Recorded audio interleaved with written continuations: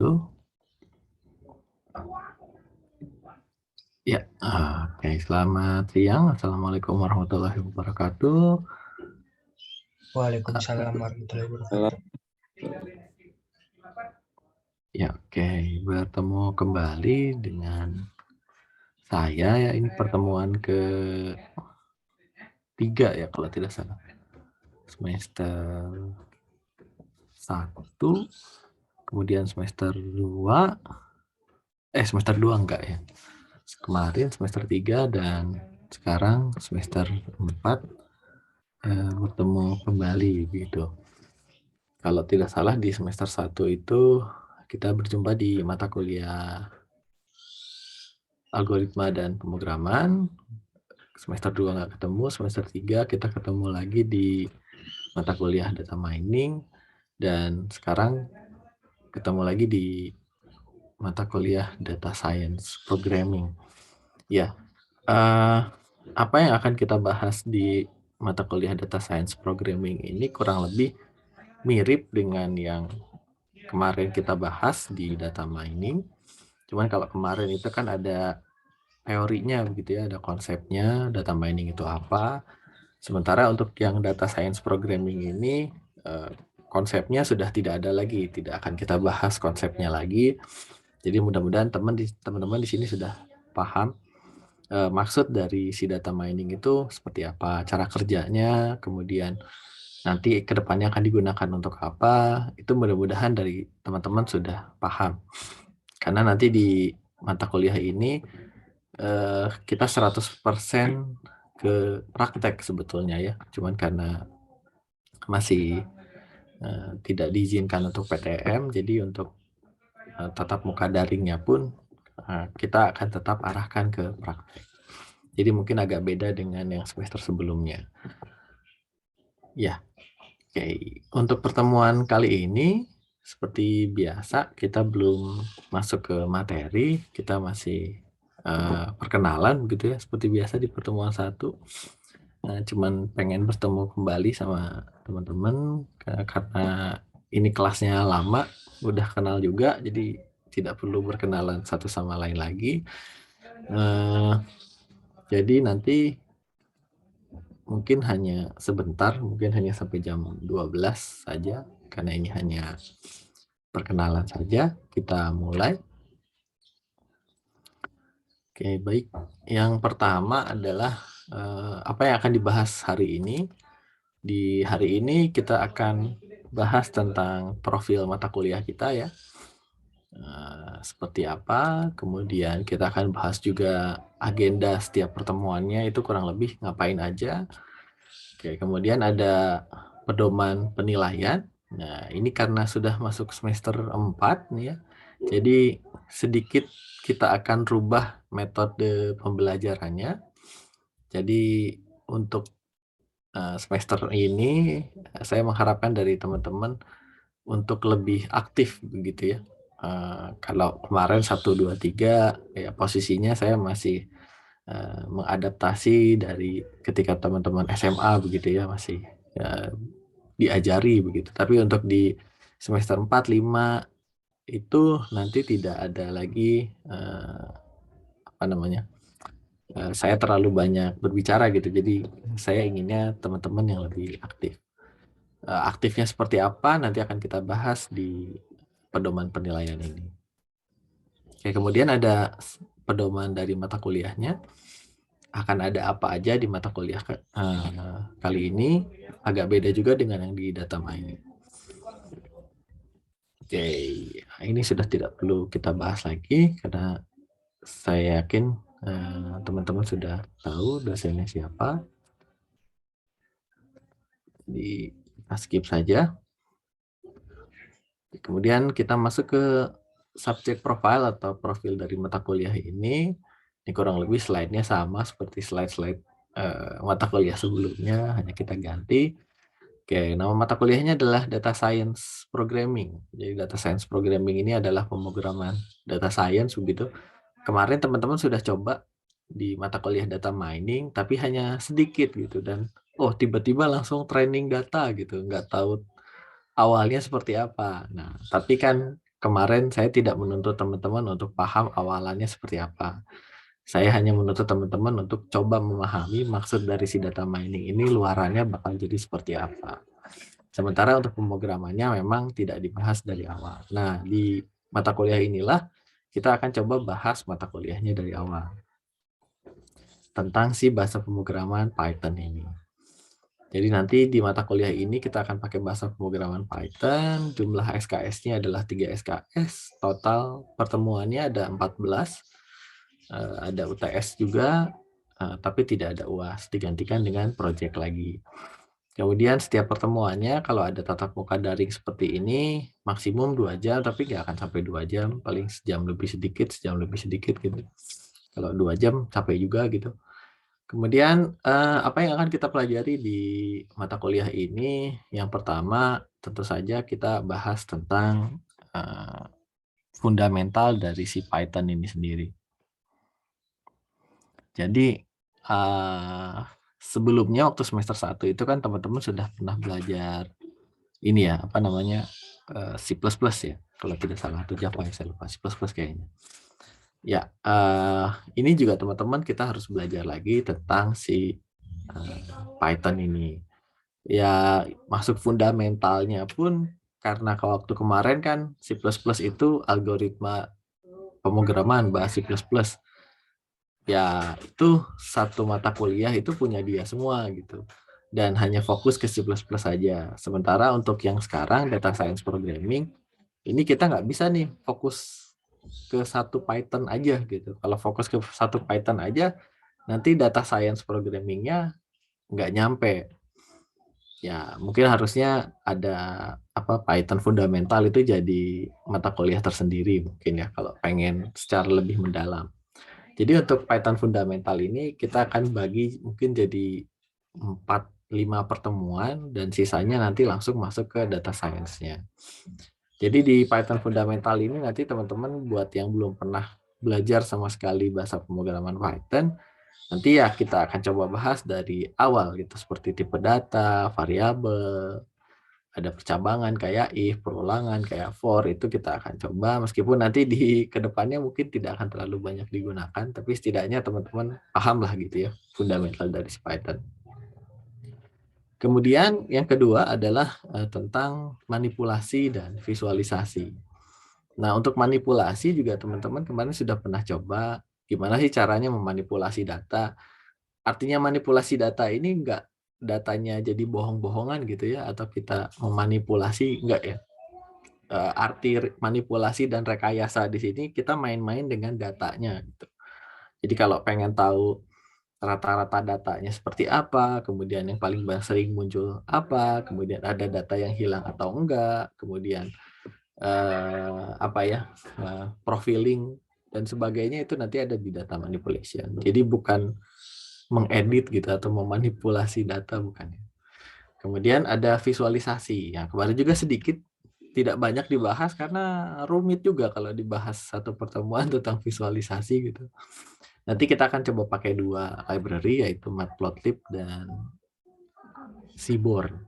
Sementara untuk yang data manipulation masih tetap pakai Pandas dan sedikit bantuan dari NumPy. Nah, kemudian ini ada tugasnya, nanti ya tugasnya sedikit bertambah ya teman-teman bobotnya daripada pertemuan lagi, mata kuliah sebelumnya. Jadi, ini bobotnya, eee, agak berat gitu ya. Jadi untuk di studi kasusnya, nanti setiap pertemuan itu akan ada mini project begitu ya. Jadi untuk post test-nya nanti ada 2, post test pilihan ganda dengan post test ya semacam mini project begitulah ya. Ya untuk setiap pertemuannya. Kemudian nanti di akhir akan ada data science case study atau studi kasus, data science. Saya tidak arahkan ke data mining lagi, sedikit ada data mining-nya, ya bisa kita sebut itu data mining, tapi nanti kita coba langsung arahkan ke praktek seperti customer segmentation, customer churn, marketing, kemudian kalau COVID kayaknya enggak deh. Pokoknya langsung kita coba bawa ke arah bisnis begitu ya. Nah, supaya nanti teman-teman lebih mengerti oh ya ternyata fungsinya data science itu ke arah sini begitu ya. Oke, berikutnya ini seperti biasa di mata kuliah saya selalu ada online course supaya menunjang nanti pembelajaran teman-teman. Seperti biasa juga saya mengampu 2 kelas pagi dan malam untuk SI 4A dan SI 4B di mata kuliah yang sama. Ya, kemudian untuk online course-nya kita menggunakan ALIS atau e-learning.ars.ac.id. Silakan teman-teman login kembali kalau sebelumnya mungkin lupa password atau passwordnya sudah diganti. Saya capek kalau harus digantiin satu-satu, jadi saya reset semuanya, passwordnya jadi Universitas 425. Kemudian ada satu aplikasi penunjang lagi, seperti yang teman-teman lihat di atasnya e-learning itu ada logo Google Colab ya. Nah, jadi nanti teman-teman karena ini praktek dan prakteknya online, jadi cukup sulit juga gimana caranya memonitoring teman-teman benar-benar melakukan praktek atau enggak. Makanya nanti teman-teman bisa coba sekalian buat praktek di Google Colab-nya. Baik itu secara langsung seperti ini, ngikutin saya ngoding di pertemuan-pertemuan berikutnya, atau secara tidak langsung gitu. Jadi saya kasih contoh penggunaannya, nanti teman-teman coba ikutin sendiri di Google Colab. Nggak perlu nginstal apa-apa, langsung akses aja ke Google Colab. Oke, berikutnya agenda selama 14 pertemuan, ada tatap muka atau tidak. Nah, untuk tatap muka atau enggak nanti kita bahas di slide berikutnya. Tapi untuk agenda setiap pertemuannya kurang lebih kita bagi jadi 14 pertemuan ya. Tapi di sini saya hanya munculkan 12 pertemuan. Karena mungkin satu pertemuannya lagi nanti kita coba pakai main-main atau kita isi dengan materi yang lain gitu ya. Yang belum ditentukan di sini. Oke, pertemuan pertama hari ini seperti biasa kita introduction. Tidak ada materi, kita cuma ngobrol seperti ini. Mata kuliah yang akan teman-teman hadapi di 1 semester ke depan itu seperti apa, ya, perkenalan lah pada intinya. Kemudian di pertemuan kedua kita bicara soal Python fundamental bagian pertama. Ya, kita cuma bisa bagi ini secukupnya gitu ya, nggak bisa terus-menerus bahas soal dasar-dasar Python. Tapi kalau teman-teman mau juga bisa ditunjang di internet, sudah banyak sekali materi tentang Python ini. Kemudian di pertemuan ketiga kita bahas tentang Python fundamental bagian kedua. Nanti apa yang dibahas kita bahas di slide berikutnya. Kemudian pertemuan keempat itu kita bahas tentang Pandas. Karena di data science ini nomor satunya saya yakin paling sering dibahas adalah Pandas.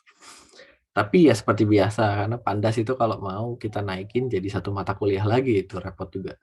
Jadi mau tidak mau kita coba padatkan jadi dua pertemuan saja, pertemuan 4 dan pertemuan 5. Dan pertemuan 6 kita coba bahas sedikit tentang NumPy. Ya ini kurang lebih dipakai lah gitu ya. Meskipun tidak akan terlalu banyak dipakai seperti Pandas, tapi ya ini turut berpartisipasi juga untuk di data science ini. Oke. Berikutnya untuk yang part setelah UTS-nya kita akan coba untuk data visualisasi. Nah, data visualisasinya pun kalau mau dibahas overall semuanya juga jadi satu mata kuliah lagi, data visualization harusnya. Tapi ya kita padatkan lagi jadi 2. Dan 2 ini kita bahas 2 gitu, 2 library. Kalau tadi Pandas satu library tapi 2 pertemuan. Kalau ini satu library satu pertemuan. Data visualization bagian pertama kita akan pakai Matplotlib, data visualization yang kedua kita pakai Seaborn. Kemudian di pertemuan 11, nah ini juga teman-teman sudah pernah pakai, sudah pernah coba, sudah pernah mengerjakan juga menggunakan sklearn atau scikit-learn gitu ya, di mana teman-teman nggak perlu lagi ngoding repot-repot algoritma gitu. Nah ini algoritma neural network ya teman-teman nggak perlu ngoding lagi, tinggal pakai yang ada di sklearn. Seperti biasa juga sklearn kalau kita mau bahas mungkin jadi 2 semester gitu ya, karena ini banyak sekali sklearn-nya. Jadi kita padatkan jadi 2 pertemuan, fundamental 1 dan fundamental 2. Dan ini hanya dibahas sesuai dengan yang bisa kita bahas untuk menunjang proyeknya. Jadi kalau yang tidak ada kaitannya dengan proyek, ya kita skip. Nanti kalau teman-teman mau belajar eskalon lebih dalam, ya silahkan nanti main-main ke websitenya, ada dokumentasinya dan sebagainya. Kemudian di pertemuan 13 kita akan bahas tentang data exploration dan data analysis. Sebetulnya ini jadi satu mata kuliah sendiri ya, sebetulnya data exploration sendiri, data analysis sendiri, cuman supaya ada korelasinya. Kalau tidak salah juga semester ini teman-teman dapat juga data analisis ya, kalau tidak salah. Ya, ini kita bahas sedikit aja. Contoh kasusnya langsung, kayak gimana sih data exploration dan data analisis. Terakhir di pertemuan 14, itu kita akan bahas tentang project-nya. Seperti mata kuliah sebelumnya di data mining itu dikerjakan secara berkelompok juga. Cuman luarannya tidak lagi membuat sebuah artikel, tapi saya akan memberikan satu contoh soal gitu ya. Misalnya ini ada sebuah perusahaan di telekomunikasi misalnya ya. Datasetnya adalah tentang customer churn atau kemungkinan si konsumen itu pindah layanan. Misalnya saat ini saya pakai IndiHome gitu ya, maka saya adalah konsumen dari telekomunikasi IndiHome. Ya punyanya Telkom gitu ya. Nah, customer churn itu, ini contoh ya, customer churn itu adalah kemungkinan saya untuk berpindah ke provider yang lain. Misalnya apa ya, Bisnet misalnya. Nah, maka analisa tentang customer churn atau kemungkinan dari si konsumen ini berpindah ke lain hati gitu istilahnya ya, itu diperlukan buat sebuah perusahaan. Karena kalau bayangkan kalau semuanya ternyata berpindah ke lain hati, konsumen kita bakal berkurang banyak. Itu contohnya. Atau contoh yang kedua misalnya kita pakai customer segmentation. Artinya misalnya kita punya satu list data transaksi ini, misalnya perusahaannya apalah, Indomaret atau Shopee atau apalah gitu. Nanti tergantung saya dapetin datanya seperti apa, nanti tugas teman-teman di sini adalah mensegmentasikan konsumennya. Jadi kira-kira tuh konsumennya tuh profilnya seperti apa. Kemudian contoh yang lain adalah marketing. Ya, supaya pengambilan keputusan untuk marketing ini tepat, nah nanti kita akan coba gunakan data analis. Oke, kurang lebih itu kita bahas satu persatu terkait pertemuannya. Ya, pertemuan 1 hari ini sudah terlaksana. Pertemuan kedua yang akan kita pelajari adalah variabel, gimana sih cara bikin variabel di Python, tipe datanya itu gimana, apakah lebih susah daripada C++ atau enggak. Kemudian percabangan, if else ya. Kemudian perulangan, itu kayak for, while, dan sebagainya. Kemudian untuk fundamental part 2-nya, ini agak lebih berat gitu ya. Materinya itu tentang data collection, list, set, dictionary. Itu akan kita bahas sedikit demi sedikit lah ya. Nah, mudah-mudahan cukup satu pertemuan, kemudian ada fungsi, dan terakhir library. Ini juga saya ambil seringkas-ringkasnya, yang penting mendukung untuk ke data science. Lebihnya banyak, jadi kayak di Python itu bisa OOP juga, jadi ada enkapsulasi, inheritance, polymorphism, ada juga di Python, tapi nggak cukup gitu bahasnya ya. Jadi hanya kita bahas 2 ini saja. Kemudian di Pandas yang kita bahas jelas ya, artisnya adalah data frame. Jadi ini adalah fungsi utama dari si Pandas ini, dari dataset itu kita masukkan ke data frame. Seperti yang teman-teman sudah coba kemarin. Kemudian tentang dataset I/O ya, input output. Misalnya gimana caranya nge-read dari Excel, gimana caranya nge-read dari CSV, dan seterusnya gitu. Kalau kemarin kan saya contohkannya hanya dari read CSV ya kalau tidak salah. Ya, mungkin nanti akan kita pelajari lebih. Oke, kemudian di pertemuan 5 ada Pandas Fundamental Part 2. Ini juga rumit gitu, agak rumit. Jadi gimana caranya kita indexing, slicing, transforming, merging. Contohnya itu kemarin kita ngebagi datasetnya jadi data training dan data testing. Nah, itu contohnya tuh slicing misalnya. Atau indexing itu gimana caranya kita milih fitur. Misalnya fitur terakhir mau jadi label, gimana nih caranya ngejadiin si fitur terakhir ini jadi label, itu indexing. Transforming ya sesuai dengan namanya, kita bisa transform, baik itu ngerubah atributnya misalnya dari numerik jadi nominal, nominal jadi numerik, nominal jadi string, dan macam-macam lah. Kalau merge ini gimana caranya kita menyatukan dua data frame jadi satu, atau bahkan lebih kompleksnya lagi kalau cukup tapi hanya demo saja, mungkin misalnya dari dua list atau dua set atau dua dictionary kita jadikan satu dan jadikan sebuah data frame. Jadi nggak lagi ngambil dari Excel atau ngambil dari CSV. Nah, kemudian untuk NumPy ini dasar-dasar library pakai NumPy, tapi nggak akan semua dibahas. Yang dibahas adalah ya sesuai kebutuhan untuk data science. Kemudian pertemuan 7-nya, ini kita ngapain? Ya, 7-nya mungkin ada main-main atau kuis atau mini project yang belum saya tentukan gitu ya. Pertemuan 8-nya UTS, ada UTS-nya. UTS-nya juga sama, tugasnya ada 2, pilihan ganda dan project. Kemudian 9 itu ada data visualization pakai Matplotlib. Itu juga kalau kita bahas banyak sekali, tapi ya sesuai kebutuhan aja untuk visualisasi data. Seaborn pun sama, banyak tapi kita sesuaikan. Kemudian untuk pertemuan berikutnya, nah ini fundamental 1, ini juga belum saya jelaskan secara detail ya, kira-kira kita akan belajar apa sklearn ini. Saya sesuaikan dengan nanti di project-nya saya dapat data seperti apa gitu ya. Takutnya saya menjanjikan seperti apa, nanti datanya ternyata beda gitu. Jadi nanti aja lah. Intinya di sklearn ini kita akan belajar gimana caranya kita mengolah data sesuai dengan nanti project-nya seperti apa.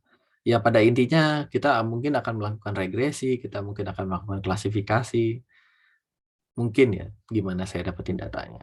Kemudian pertemuan 13 itu ada teknik eksplorasi dan analisis. Nah, eksplorasinya pun hanya statistik deskriptif sederhana, analisis datanya pun ya hanya sederhana. Tujuannya untuk menunjang teman-teman mengerjakan nanti proyeknya seperti apa.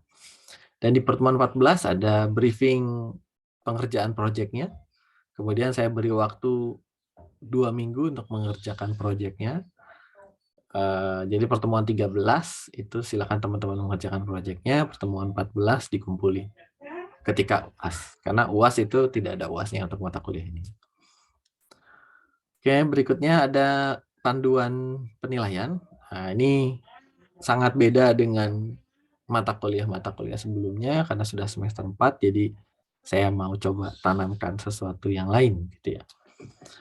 Oke, yang pertama masih tetap absensi hadir pada saat tatap muka daring. Nah, kalau pertemuan mata kuliah sebelumnya saya selalu kasih bonus.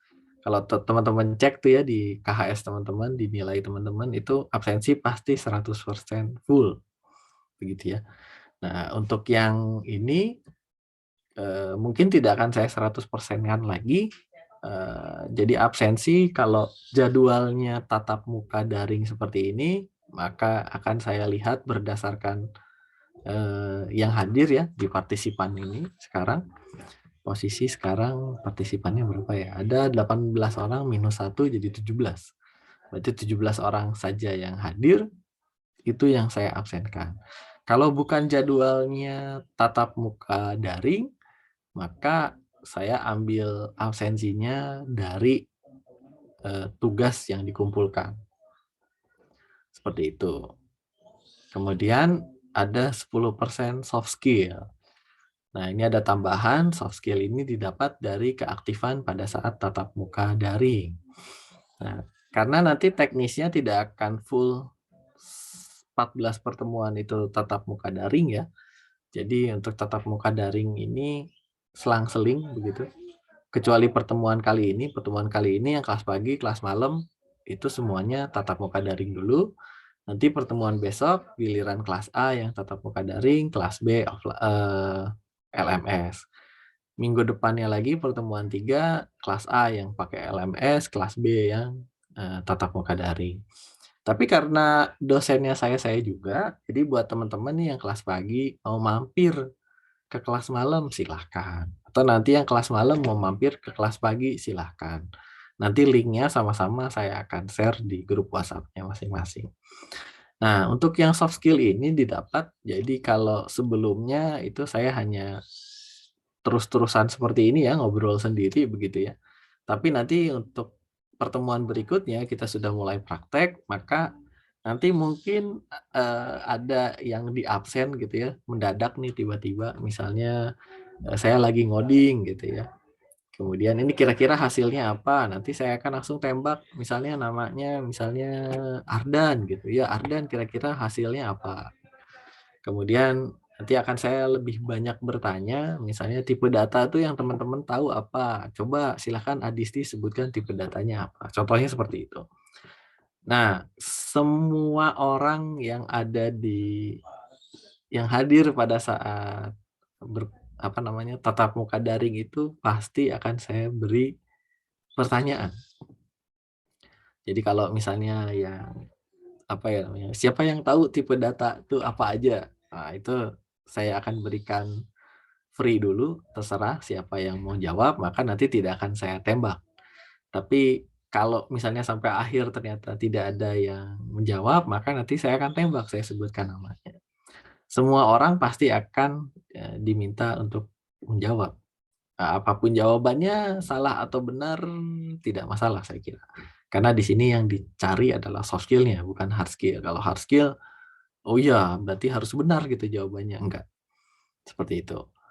Kemudian nanti akan dilihat juga berdasarkan ya keaktifan itu baik keaktifan yang di daring seperti ini atau keaktifan yang di LMS dalam hal pengerjaan tugasnya itu lengkap atau tidak, sering mengerjakan tugas atau tidak, itu masuk ke soft skill. Asumsinya adalah kedisiplinan teman-teman. Cuman untuk masalah on cam itu saya tidak mempermasalahkan ya. Jadi silahkan teman-teman off cam saja, cukup saya saja yang on cam.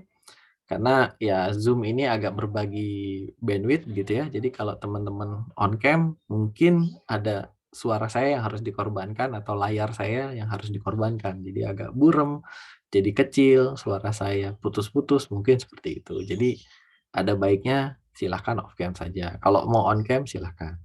Tapi ya itu tetap ya yang muncul di partisipan itu akan kena absen juga oleh saya. Seperti itu kurang lebih ya untuk yang soft skill. Kemudian ada post test nih seperti biasa. Di setiap pertemuan, mudah-mudahan ya setiap pertemuan, tapi kadang agak sulit juga kalau nggak ada materi gitu ya buat dijadikan post test. Ini saya upayakan tetap setiap pertemuan akan ada post testnya, nanti bobotnya 25%. Bedanya untuk post test yang mata kuliah sebelumnya itu hanya pilihan ganda, tapi karena ini praktek, jadi saya minta teman-teman untuk ikut mencoba. Jadi nanti post testnya ada 2, yang pertama pilihan ganda dan yang kedua adalah mini project. Jadi saya berikan soal, teman-teman kerjakan di Google Colab, kemudian IPYNB-nya atau Python notebook-nya itu di-download, kemudian di-uploadkan ke LMS-nya, ke Alice. Jadi setiap pertemuan mungkin ada 2 tugas yang teman-teman harus kerjakan. Enggak susah-susah kok, tetap aja PG-nya hanya 10 sampai 10 pertanyaan aja, kemudian mini project-nya 1 dan enggak berat-berat lah. Kemudian ada mid test. Nah, ini mid test karena materinya yang awal tadi itu sampai ke NumPy, artinya kita belum menggunakan Scalar. Nah, ini lebih fokus ke Python fundamental sama Pandas. Jadi soalnya seperti apa? Sama, soalnya 2. Yang pertama pilihan ganda dan yang kedua adalah mini project. Python notebook-nya di-upload lagi ke LMS. Dan yang terakhir, bobotnya 30% itu adalah project. Yaitu tugas proyek sebagai analis data. Jadi ceritanya teman-teman di perusahaan jadi data analis gitu ya. Jadi data analis sederhana aja, maksudnya hanya menganalisa data aja gitu. Enggak yang wah sampai harus bikin aplikasi atau sampai mengambil keputusan, enggak ya, hanya menganalisis data aja. dikerjakan secara berkelompok untuk yang itu. Oke, ya mungkin itu untuk pedoman penilaian yang baru. Benar kan ya 100%, takutnya kelebihan ya dulu. Iya betul 100%. Ya, itu untuk penilaiannya. Sebentar. Oke, kita lanjutkan lagi.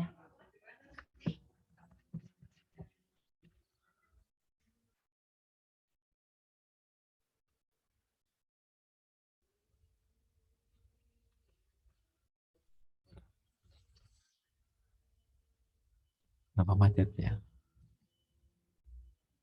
Oke. Kemudian ini ada pedoman mata kuliahnya, subject guidance. Jadi ini blended ya. Jadi separuh sinkronus, separuh asinkronus. Tadi sudah saya jelaskan. Jadi tidak daring full 14 pertemuan, nanti kita gantian. Tapi teman-teman masih punya kesempatan buat join yang kelas malam atau sebaliknya. Kemudian ada mid test, ini ada ujian tengah semesternya, tadi sudah dibahas juga. Kemudian post test every week sudah dibahas juga. Dan setiap pertemuannya akan direcord seperti pertemuan kali ini. Saya upload di YouTube, kemudian saya masukkan link YouTube-nya ke LMS-nya. Karena kalau videonya diupload di LMS nanti tewas LMS-nya. Kemudian project, ya tadi sudah diceritakan tentang data analis. Kemudian untuk transaksi tugas kita itu pakai ELIS ya, pakai LMS. Kemudian komunikasi, kalau forum di LMS mungkin agak kurang nyaman, bisa lewat WA juga. Nah, kemudian ini karena mungkin kemarin ya di mata kuliah data mining itu ternyata ada beberapa teman-teman yang sama sekali tidak ada nilainya gitu ya, nilainya semua gitu. Di semua bobot penilaian, komposisi nilai itu semuanya tidak ada nilainya, itu agak repot juga ya. Jadi mungkin nanti ya buat teman-teman yang memang agak kesulitan hadir, kesulitan aktif dan sebagainya, mungkin ada apa ya, nanti silahkan kontak ke saya di akhir pertemuan di pertemuan 13 atau mungkin pertemuan 14 gitu, ngobrol dengan saya supaya nanti diberikan seperti remedial gitu, tapi nilainya tidak akan maksimal, tapi setidaknya teman-teman lulus gitu. Karena saya pengen sekali gitu di mata kuliah saya itu nilainya itu paling kecil lah C gitu, jangan sampai ada E sama D gitu. Tapi kalau misalnya semuanya meskipun yang tidak aktif, yang tidak pernah mengumpulkan nilai saya kasih C, ya kasihan juga sama teman-teman yang aktif, yang sering ngerjain tugas, sering ngerjain post test, project kerjain sendiri, wah itu kasihan juga gitu. Jadi saya masih coba buat bikin satu solusi supaya teman-teman nanti tetap bisa lulus. Ya meskipun nggak A gitu ya. Kalau mau A ya gampang kok ya. Dari semester 1, semester 3 kemarin, saya kira kalau yang aktif dapat A semua nih, saya kira dari saya gitu. Karena nggak susah sih. Saya nggak terlalu memperhatikan kebenaran sebuah jawaban dari kalian gitu. Tapi ya memang penting juga kebenaran, tapi ada penilaian lain lah gitu. Itu remedi. Dan yang terakhir ada saya pengen gitu ya tadi kita passing grade, jadi semua mahasiswa itu ya minimal C gitu untuk lulus, daripada harus di hair gitu 150.000 lebar ya. Oke, mungkin itu dari saya untuk di pertemuan kali ini. Ya sebentar kan ya, 1 jam juga enggak. Oke,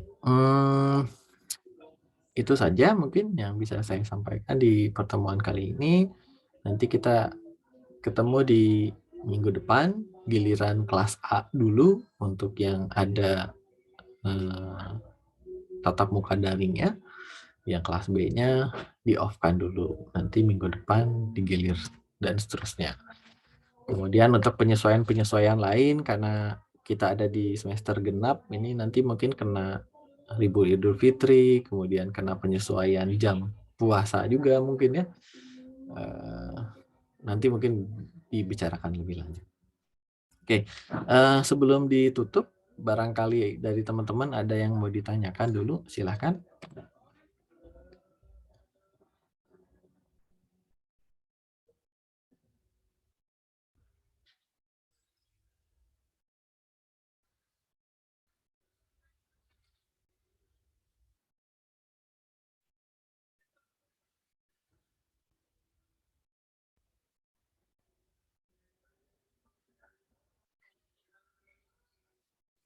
Tidak ada. Oke, saya kira sudah oke semua. Lagi pula ya belum ada materi untuk pertemuan kali ini. Kemudian terakhir saya sampaikan bagi teman-teman di sini yang posisinya belum masuk ke kelas, belum muncul jadwal begitu ya. Itu teman-teman silahkan dicek dulu apakah teman-teman itu sudah melakukan aktivasi atau belum. Kalau sudah melakukan aktivasi tapi masih belum ada, silahkan dicek di riwayat statusnya. Teman-teman bisa akses di MyArs, kemudian masuk ke menu mahasiswa, masuk ke registrasi, kemudian pilih riwayat status. Nanti silahkan dicek di situ statusnya apa, tertunggak atau sudah lunas. Kemudian kalau statusnya tertunggak tapi teman-teman sudah merasa melakukan pembayaran, silahkan klik tombol di sampingnya. Warna oranye kalau tidak salah. Atau waduh sulit juga ya, saya harus cari sampelnya. Ya pokoknya seperti itu ya. Di situ ada refresh pembayaran supaya flag-nya dari tertunggak menjadi lunas. Kalau sudah dilakukan seperti itu, nanti silakan tunggu sampai awal minggu depannya lagi, itu baru nanti bisa masuk absensi. Jadi enggak ketika serta-merta, oh teman-teman belum bayar nih sekarang, kemudian lakukan pembayaran, kemudian pengen langsung masuk kelas, oh itu nggak bisa. Silahkan nanti tunggu sampai awal minggu depan baru bisa masuk kelas. Kemudian kalau ada teman-teman yang terlupa atau terlewat atau ketinggalan aktivasi, itu silahkan nanti menghubungi prodinya, prodi SI itu ke Pak Idam atau ke Bu Risa untuk mengajukan aktivasi. Misalnya silahkan ngobrol aja kalau kemarin mungkin kelupaan atau mungkin baru ingat sekarang atau macam-macam lah alasannya, silahkan nanti dibicarakan dengan prodi supaya bisa diaktifasi. Karena teman-teman di sini sudah tidak bisa aktivasi secara mandiri lagi.